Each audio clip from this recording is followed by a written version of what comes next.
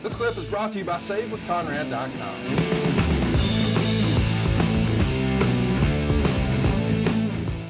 Well, let's get you on edge here. Let's talk about, a stinker of a match. It's Goldberg and Brock Lesnar. It's been promoted as being one of the marquee matches at WrestleMania. Of course, Goldberg was leaving after WrestleMania, and it's been rumored for years that Brock was originally supposed to win the match, but ultimately, the rumor and innuendo is that Vince wound up being more pissed off at Brock than Goldberg, so he switched it. But here's why he's pissed off at Brock. Apparently, things get very complicated on March 9th. Brock shows up to the building for SmackDown and informs the company that he's leaving. Tell me about that day. I'm sure if you weren't at the building, you were at least managing fires from Stanford. What can you tell us about it? Well, he's burned out. He's burned out. He's getting bad advice from some of his peers, I believe. And he had this dream of playing in the National Football League. And apparently he'd had that dream for many, many years, but he's been so focused and so grounded in the wrestling world, amateur wrestling world, that he never got to really do that. He played high school football. I don't think he even played junior college football. And he went to junior college and won the junior college national wrestling champion. I just think it was he didn't travel well at that time. You know, he got from a dairy farm in South Dakota, and now he's traveling the world regularly, all the time. And I think it wore on him. And I just think, that would have been something that, we could have probably made better for him. I look myself in the mirror on that deal. Sometimes you ride them hard and you put them up wet. And that's kind of what we did with Brock there. But he got burned out and he had a chance from his buddies with the Vikings that, hey, look, if you want to get in the NFL, we can help you get a tryout. And luckily, for him, and which really fed the monster, he did really well in that camp. I think he was the last guy cut before the 53-man roster, without playing any significant, without playing college football at all. So he became a positive story for the Vikings, the local wrestling star, University of Minnesota, blah, blah, blah. It sounded like old school wrestling booking. And so I just think he was burned out, Conrad. He didn't fully understand the travel. When we had him in OVW, he didn't travel except by the ring. He drove the ring truck. He was a ring crew foreman, but that was all local stuff. You drive and you're back home that night.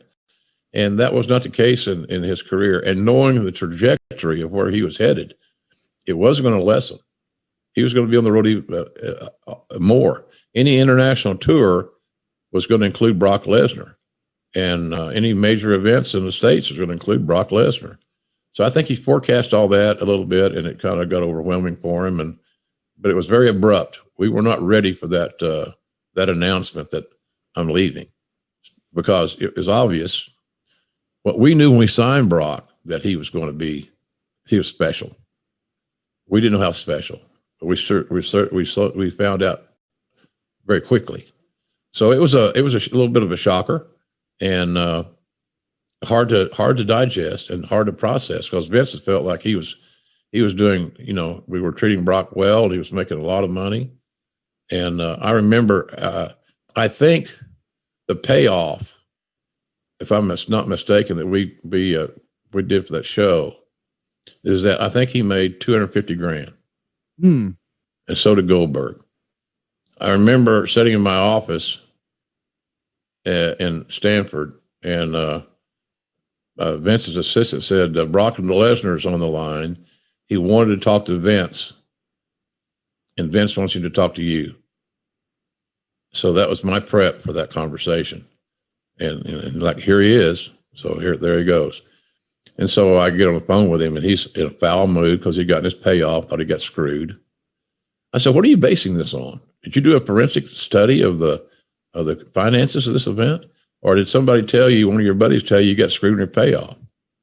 What are you basing this on? You have to give me something here. You didn't like it? And he said, I just think you guys screwed me. I said, well, we didn't screw you. And I'm sorry you feel that way. And he hung up on me. And, he's a very unique guy. And I had hey, look, I didn't even have a problem with him hanging up on me. He heard his answer. You're not getting any more money. We think we played you fairly. So, but it was not the phone call that I would have, I was, thank God that he was on the phone and not staring me down the gullet. He's a little intimidating. So that's how that worked out. We were really shocked that it come to that. And as the head of talent relations, I learned lessons on that deal. You got to pay more attention to guys that you sense are uncomfortable in your locker room and on your team for whatever reason it may be. And I should have been paying more attention and I'll take the hit on this deal. But, I just didn't. Brock was very impressionable. And he sometimes, like the old deal where you believe the last guy you heard. And the boys love to stir up the boys.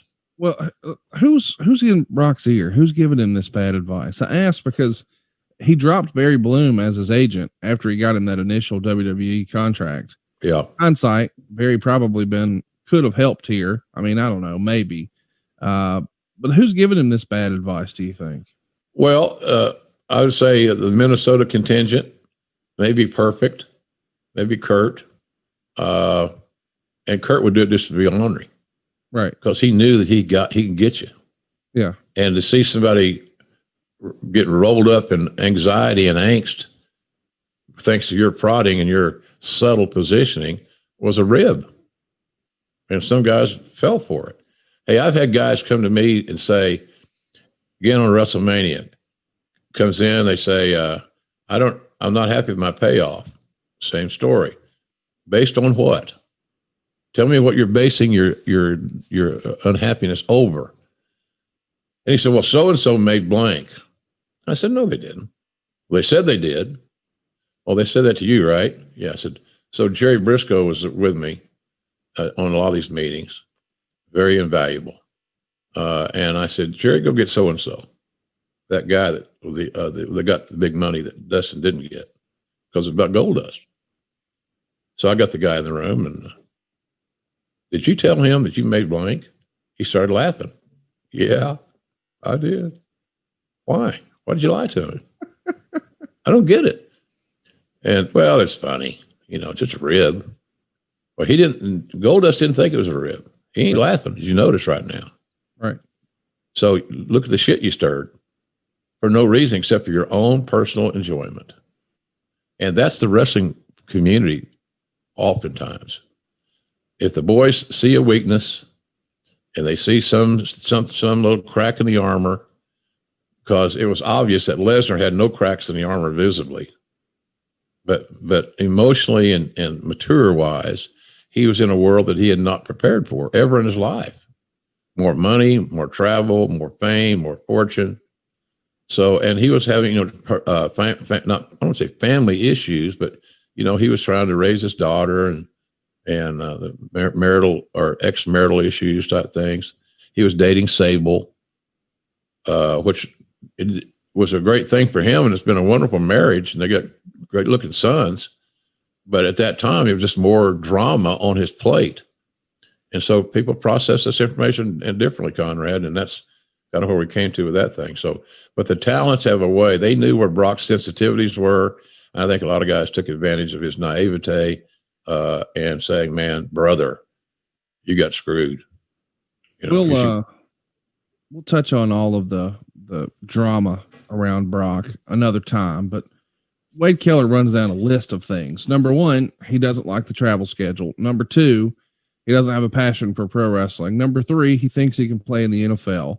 Number four, he feels like he hasn't been appreciated enough when he's asked to put over Eddie Guerrero, who he considered too small and a guy who had never been on top before. He also wasn't happy with some of the European tours or international tours where he was slated. Number five, his personal life is in quote unquote disarray. There's speculation about what's going on with his previous relationship and now his new relationship with Sable. Number six, he was embarrassed that the house show attendance shot up after he lost the title to Eddie Guerrero. Number seven, he wasn't excited about facing The Undertaker after WrestleMania. Just on and on. I mean, there's a ton of lists here, including he's worried about the wear and tear on his body, and he feels like he has nothing else to prove. The result is he wants out of here. And we know that he's going to try football, even though he never really played football. but he is one hell of an athlete. So let's roll the dice. Yeah. And the result is, I assume, a very frustrated Vince McMahon that he's spent all this time, effort, and energy here. And of course, yeah, no different than you would, or me, or anybody else. You know, you bring in somebody. Let's say you brought in Kurt Angle to be on our team, and he's doing a great job with this podcast every week. And then all of a sudden, he decides he's bored with it. He's tired of it. And you spent money promoting him, gave him a spot, cleared the booking for the show. And it's not hard to get, it's hard to get in our lineup. You put together an all-star cast. And so, but it wouldn't be so great if you got the guys that you perceive to be top earners just get tired and I'm burned out. So you're burned out sitting down once a week and shooting the shit. Well, I don't know what to do for you with that deal. So I understand that Vince's apprehensions. And look, I had some of the same ones. You know, it was Jerry Briscoe now that found Brock Lesnar at the University of Minnesota, and I had a vested interest in this guy. I believed he was the answer, and I've never backed up from that analogy or that opinion. So anyway, it's all good stuff, man. Brock was a special talent, but nobody knew. Somebody of the Vikings, he had friends in the Vikings. You know, he was a local hero in Minnesota, Minneapolis especially. So I think that Minnesota contingent did a good. That's why Wade Keller had this thing down to all these different items, 9 different topics, 9 different points of interest here. And Wade Keller, ironically, is a Minnesota guy. So Wade was getting apparently inside information or reliable information, at least, from fellow Minnesotans, and you could almost hear what they've been telling Brock. He just read a list, and that's the material they use to help dissuade him from staying in wrestling. Hey, it's Conrad Thompson. Thanks for checking out the podcast here on YouTube. Be sure to hit the subscribe button and the notifications bell so you get a notice anytime we upload some new content. And go save yourself some money right now. If you're in a 30-year loan or you have credit card debt, it's not a matter of if I can save you money. It's a matter of how much. Find out right now for free at SaveWithConrad.com.